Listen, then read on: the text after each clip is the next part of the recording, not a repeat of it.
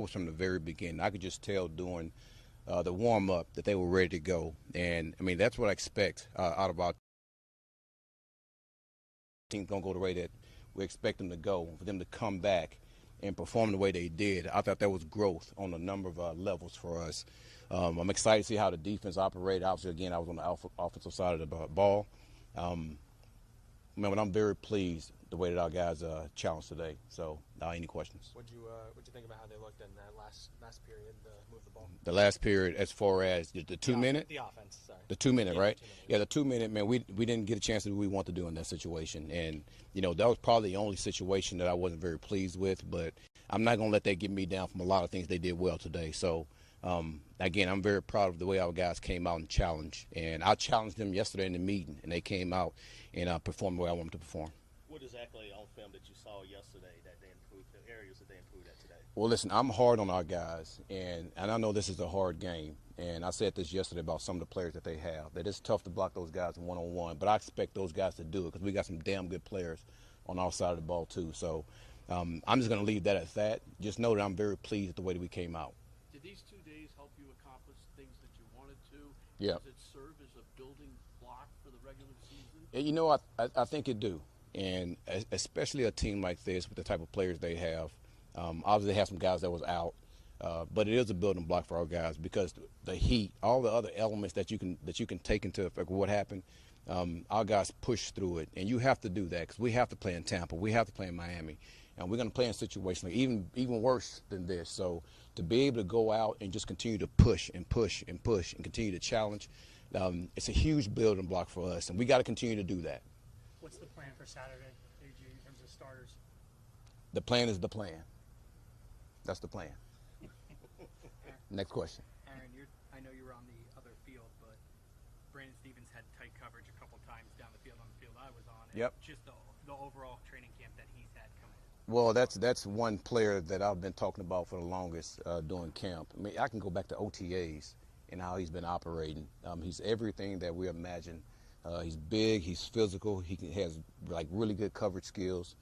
I'm looking forward to seeing how he progresses, not through training camp and during the season. The one thing that we have to continue to work on is him being able to get his hands on the ball. So I don't know if he got to pick anything like that today, but he's a damn good player, and I'm glad we have him. I think you said earlier that he was one of your most improved players. Yep. In what areas? Like, what have you seen? Confidence, for one.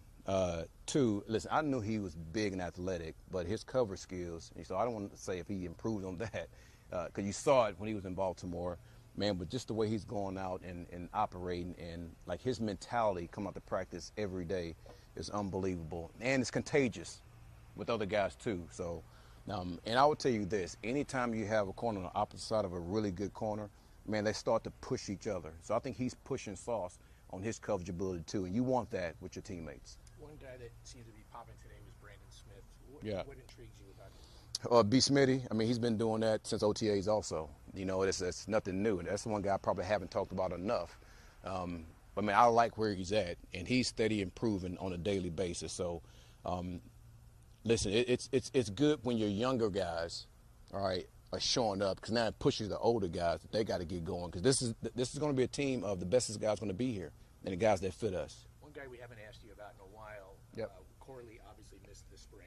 Yep. He was a little behind. Where is Yep. he now? Man, he's catching up to everything that we're doing, and he's a part of the rotation. So every day he's working his ass off to earn a job like everybody else. Even special teams, it looks like. Absolutely. He's working his ass off to earn a job. Does Field's presence impress you? It's not in arrogance, it's like a confidence, even when he's just walking out there. I'm going to say this again. He is a very mature man. And for the 15th, 16th, or 17th time, I expect that out of him. So nothing changes with that guy. I'm just telling you right now, he's always going to be steady Eddie. And nothing takes him too high, nothing takes him too low. I mean, he just stays above board and continue to work. And that's the good thing about him. That's the trait that you don't see with a lot of people in general. But for a quarterback to have that trait, it is outstanding. Because it doesn't matter. Whatever happens, man, he's going to continue to work. Take a couple more. We've seen a lot of short passes to the backs and underneath. Is that by design or is that Justin taking checkdowns? He's progressing.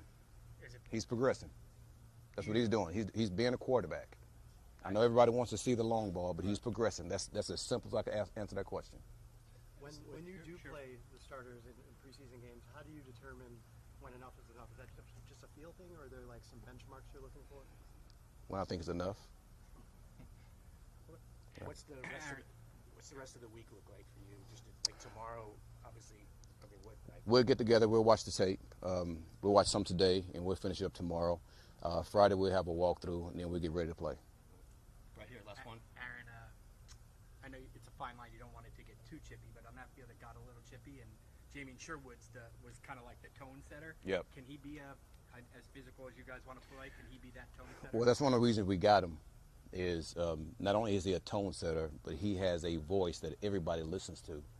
And you want that out of your middle linebacker who's actually standing in front of the huddle, because it's a respect factor when it comes to that regard. So, listen, these practices, they'll get chippy every now and then, but these are grown men, and they're not kids. They understand how to get work in. And the one thing I told the guys is, listen, we compete, but we protect.